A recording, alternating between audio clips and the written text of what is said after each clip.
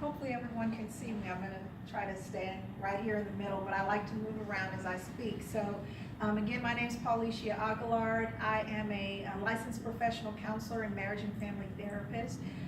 When I am not doing corporate trainings and speaking engagements, I have a private practice here in Houston, Texas. I also specialize in treating stress, anxiety, and depression. So what we're going to be talking about today is something that I absolutely love. And I like to say because many years ago, I had my personal challenge with depression. And so oftentimes people have this stigma when we talk about mental health and what that looks like. Looking at somebody, it's very easy to project confidence and to project happiness, especially when you're working in corporate America. But you know, behind the eyes, people are torn up on the inside and they're hurting. And so today we want to continue the conversation and have some healthy conversation about what does depression look like and what steps you need to take to move forward. Okay. All right, so some things to expect today. We're going to talk about what depression is, the symptoms, recognizing what depression is, what the cost is. So that's going to be a very interesting.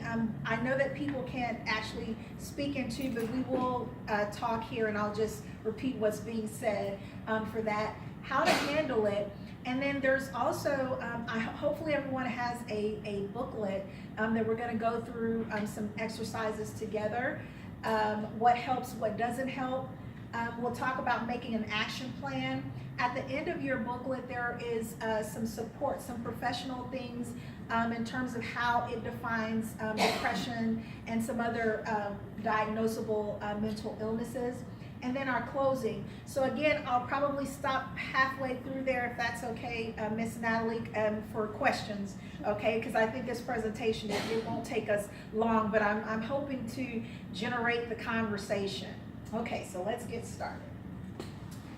And we talked about those learning points. So clarifying the difference between feeling down, sadness, and depression, determine the impact of clinical depression in the workplace, identify appropriate intervention methods, and we talked about how we're going to create that action plan on how to support each other in dealing with mental health concerns in the workplace.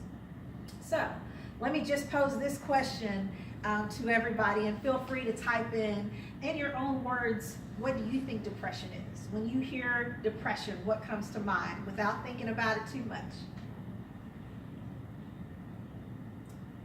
Loneliness or sadness. Loneliness, sadness. Lack of motivation. Lack of motivation. Okay, great. Anybody type in anything that? Not yet. Okay.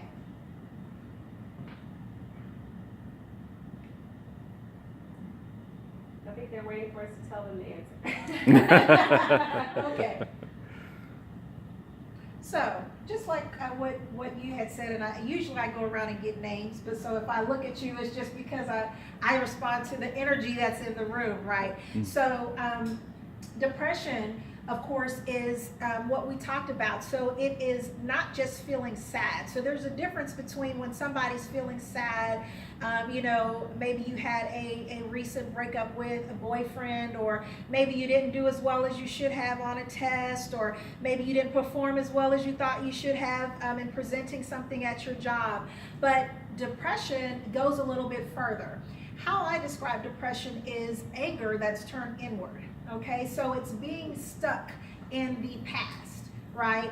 And so just think about it in those terms. Now we have our general definition, but depression, when we look at it, it is an extended period of time. So if you're feeling down for more than 2 weeks, then we're looking in some different things. It is going into depression.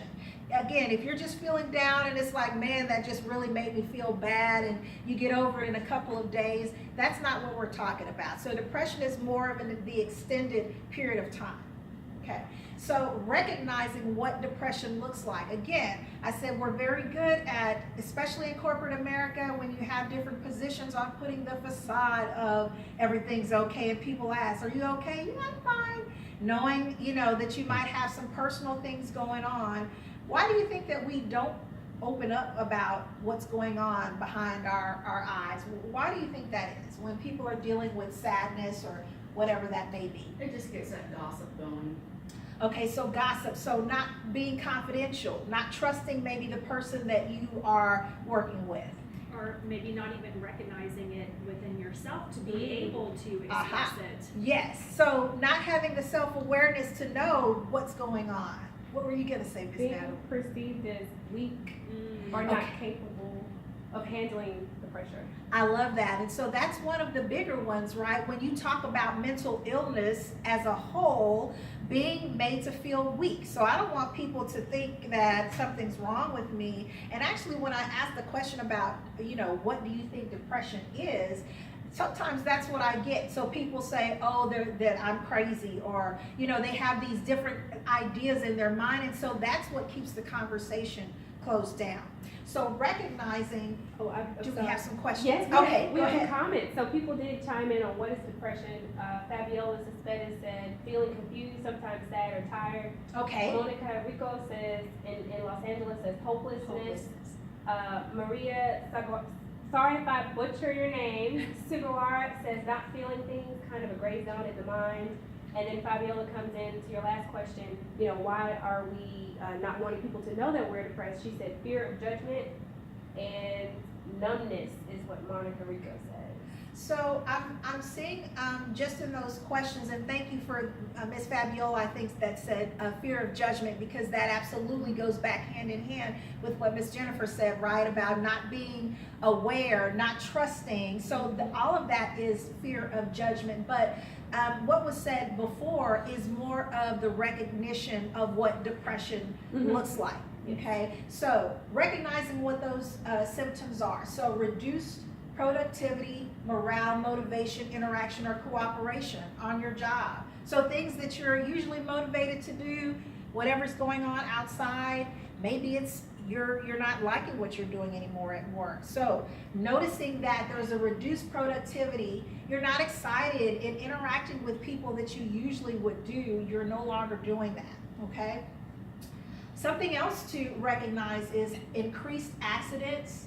Absenteeism is a big one, right? And that's what we're going to get into when we talk about cost, okay? You'll be surprised at the numbers. And in terms of when people aren't feeling good, when they're not in the right headspace, what do?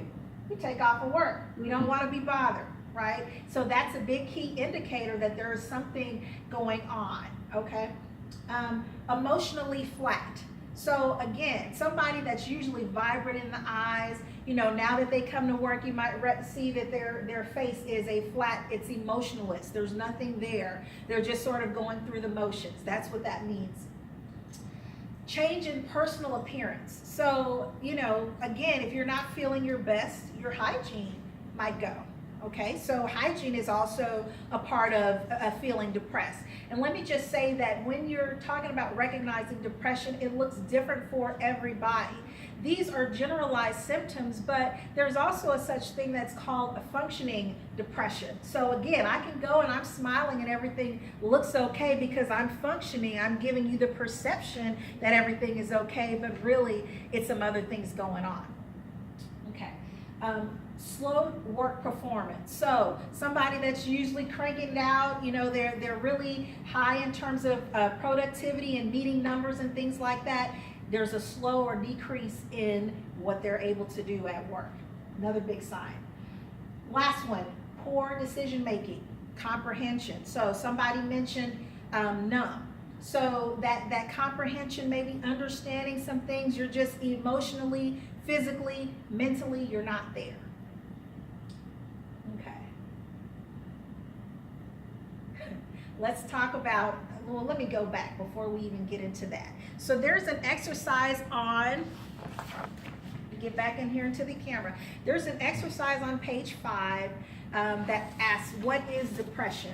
And so I'm just going to read those, and you can type in or here, tell me what you think it is, and then we'll go over why we think that is. So the first one, page 5, are the following statements on clinical depression true or false? Clinical depression is an illness. True. Is that true? That's correct. Okay. It's a personal weakness. True or false? False. False. Okay. It affects the body, mind, and emotions. True. True.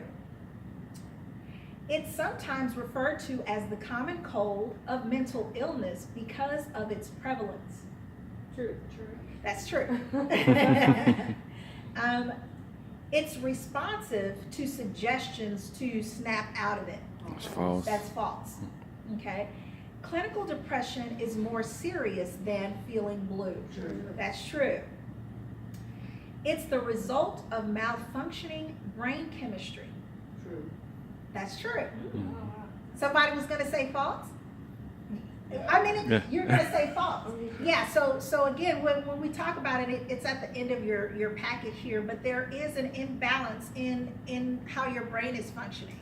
Yeah. But it's treatable, so I don't want you to think that, because everybody has times where they are down and you go through difficult things, right? And so that's why we talk about serotonin and getting out and exercising so that it can increase the way that the brain functions. The next thing, the feelings associated with depression are mild and are fleeting. That's false. That's right. Depression is treatable. True. That's true. An individual who is depressed may experience feelings that are out of proportion to or totally unrelated to external stimuli. True. That's true. Depression is something to be ashamed of. False. That's false. Depression is the same as feeling sad or down. False. Last one. It's a disorder meeting specific clinical criteria, one of which is that the symptoms have been present for at least 2 weeks in duration. True. That's true. Okay.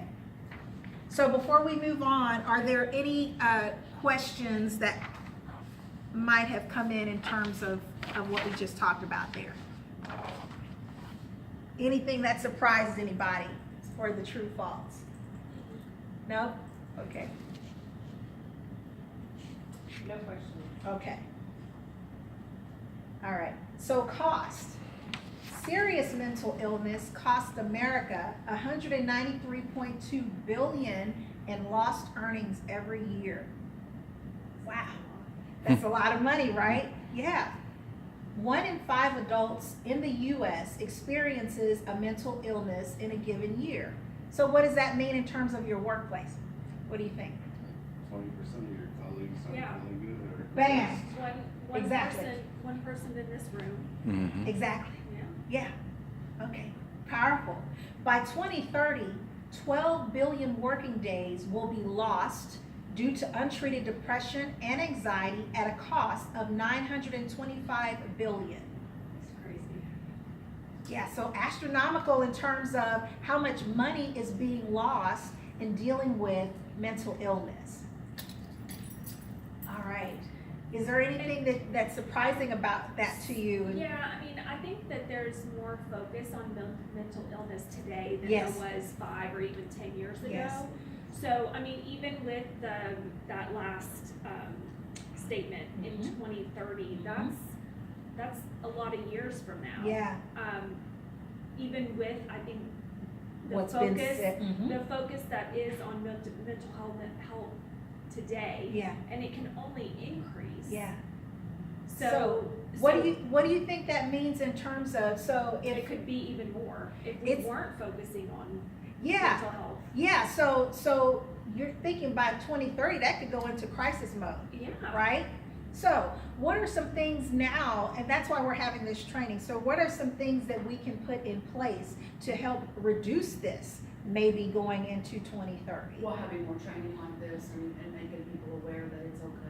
Yeah, Yeah, and so I think that it's wonderful that corporations now are on board with having people to come in and actually doing that. I've even seen where they're hiring staff to be present for such situations as what we're talking about now. I do have one question about those numbers, y'all. I'm wondering because, a lot of people, Excuse me. can take advantage of taking off from work Wow. on an extended sick leave or, whatever, claiming that they're depressed or claiming issues. So is there any way to determine out of that number which ones are, true diagnosed So numbers? in terms of And the reason I say that is because I've known personally. sure, in my people time that are here, cheating the system. Yes.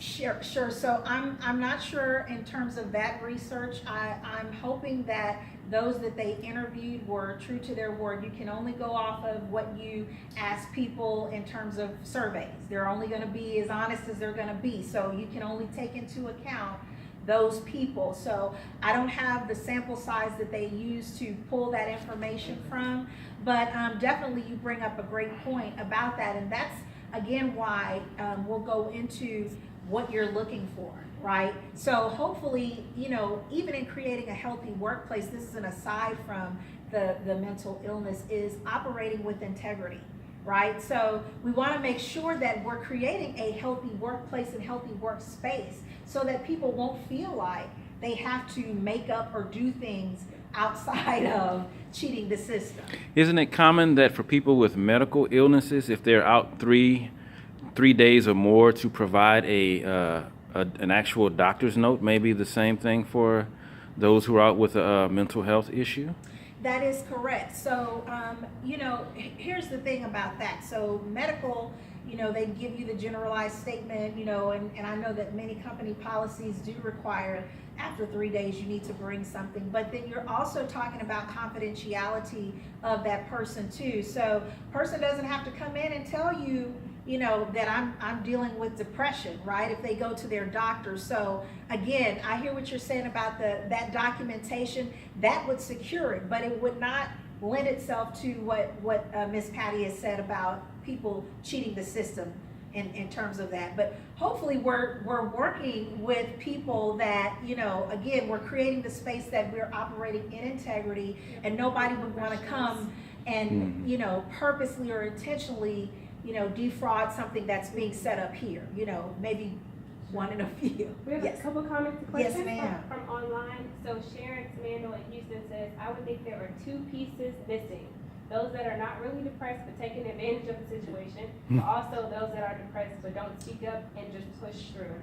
Okay, great. I love that statement. So going to the opposite of what Ms. Patty was just saying. So people, again, not speaking up, just again putting on that facade that everything is okay. But what generally happens when we continue to do that? When we just try to push through? You're gonna crash. You're gonna crash and burn really fast. Yeah. And so again, it goes back to that recognition of just going through the motions. I'm here, but I'm not really here. My performance has gone down. I'm physically here, but I'm not Mentally here, no. Yeah, a couple more comments. Yes, ma'am. Or a question, what's the difference between depression and feeling sad? So The duration. So again, we had talked about that just earlier in. So depression, we're talking about the extent of how long a person is feeling with the symptoms that we've talked about. So we hadn't got to the slide where it says the specific symptoms, which is like the appetite, crying spells, feeling very lethargic. We'll get to that, but those are the generalized symptoms for depression. But again, somebody feeling sad, if you're feeling sad for a day, 2 days or something, that we're not really concerned about. But when we're talking going into clinical depression, then it's 2 weeks or more. And I think Monica on here listed some of those things earlier, not wanting to get out of bed and things like that. Yes. And then the last, Luis Sanguino made a comment about awareness is key. That was to our conversation we had earlier. He was saying just being aware is really important on how we combat that. Self-awareness, yes. All right. Okay. So how to handle it? medical medication. So in your training book, it's towards the end where it talks about hold on, I think it's, yeah, so page 9, medical intervention. So if you were to go to your primary care physician, which if you are feeling having those different symptoms that we're going to talk about, you want to follow up with your primary care physician because they are also able to prescribe you the antidepressant. It doesn't just have to be a psychiatrist per se, but that is one of the main things that we use to treat depression. We talked about the restoration of what's going on in the brain, the malfunction in the brain. So the antidepressants help to restore that biochemical balance in the brain so that we're able to function and do the things that we need to do to function throughout the day. It just gives a general warning. Sometimes people, they have issues with taking medication, right? I was one of those people, and not to say that there's anything, I'm not saying anything for or against medication, so that's not my argument. What I am saying is that it is beneficial. It'd be just like if you had high blood pressure or diabetes. If you don't take your medicine, then what generally happens? So that's how I term that conversation with clients that I see that are like, no, I don't really want to take this. Now, there are other natural ways that we can look into treating depression, but you want to be sure that you talk to your primary care doctor first. Don't just go taking over-the-counter medication because your friends told you that you need to do it, and I don't want to get addicted to these pills or whatever, because there's tons of information out there. So again, you just want to follow up with your primary care physician and be very honest about what it is that you're dealing with. Okay, counseling. And we're talking about this right now. So going to a therapist and taking medication is a very powerful way to combat dealing with depressive symptoms, right? Sometimes people say, well, I'm taking my medication, but I'm really not getting the results. So I think that it needs to be a combination of both, because you're taking the medication, but there's no magic pill that's going to make you stop doing the things that you normally would do, okay? So we're talking about physical symptoms. It might help to alleviate the tiredness. It might help you to stop having the crying spells, but you still need to talk and process with somebody about where all that's coming from, okay? So that's what we're talking about with counseling. Supervisory. So I asked the question earlier to Miss Natalie, who are my leads in here? Where are my supervisors at online? Because there are some key things that as managers that you can do in recognizing what to do when you notice that somebody is dealing with depression, okay? And it gives, on page 10, it gives some different things that you can do. Learn about depression, which we're talking about right now. So I think in anything, when somebody's dealing with something that's of a crisis, you want to learn about that so that you can be sensitive to when you see things and how to approach that person, that you don't blow it off and think that they're just not doing what they need to do, but having that conversation. Take any threat of suicide seriously.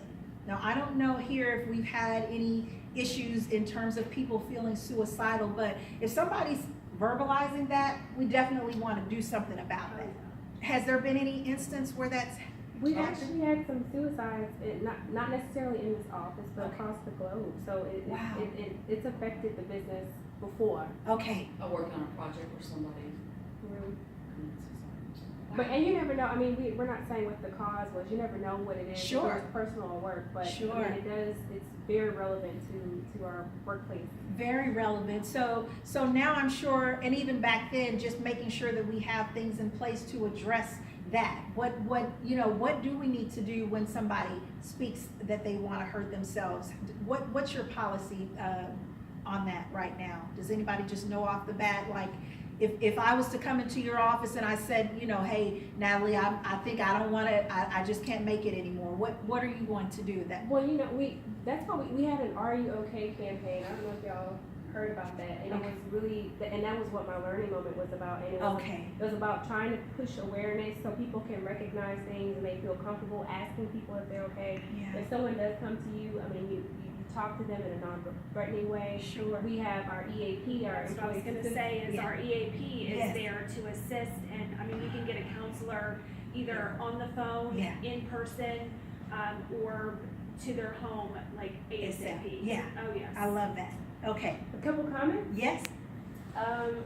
Fabiola says that healthy nutrition helps even with depression. A nutritionist told her that. That's correct. Okay, I was Yes. wondering that too. Yes. All right, and then somebody said, Louise says a hobby could also help. Awesome. Yes. Yep.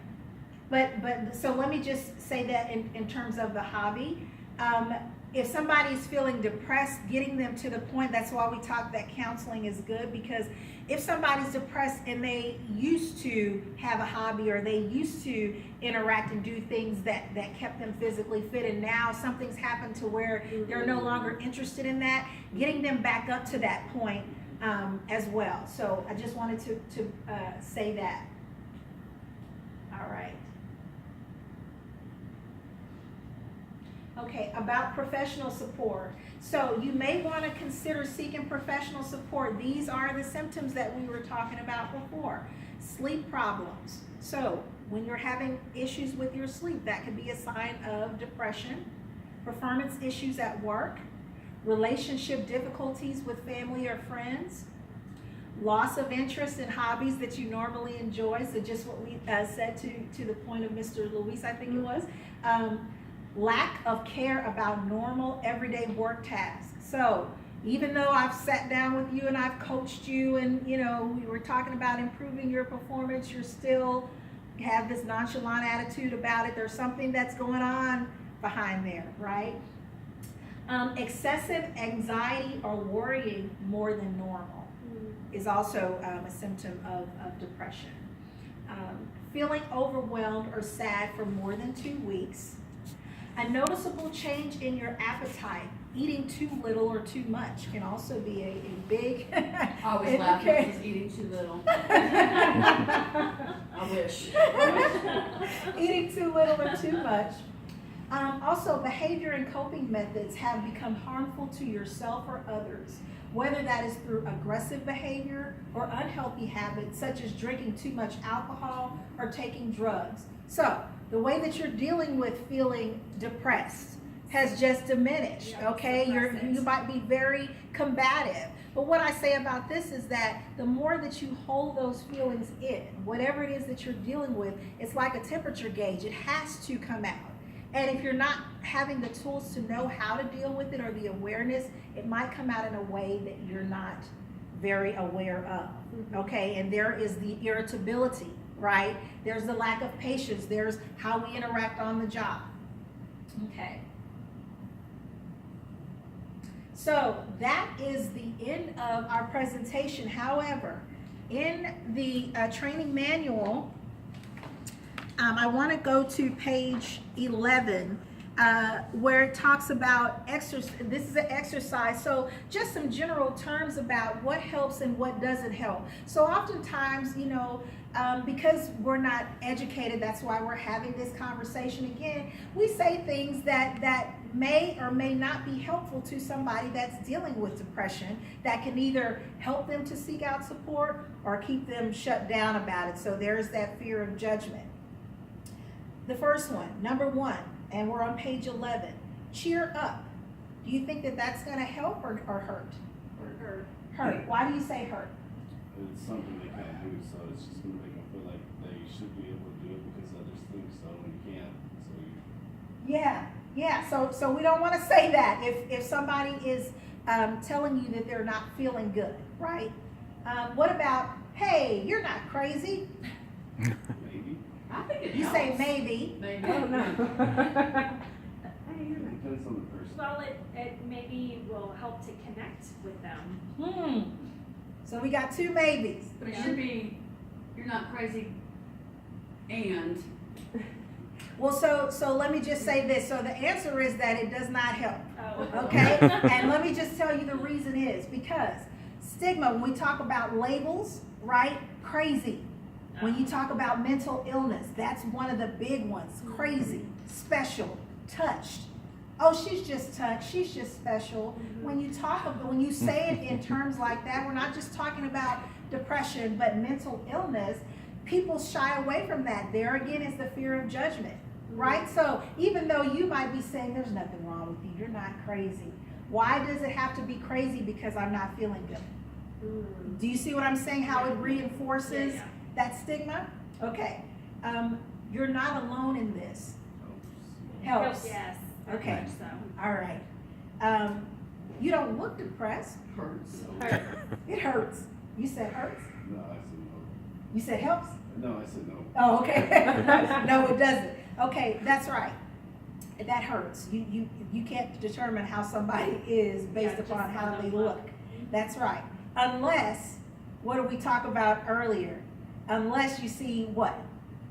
When this talks about you don't look depressed, what if you saw somebody that, you know, generally they're coming in and they have their Sunday's best on, but now they're grooming and hygiene.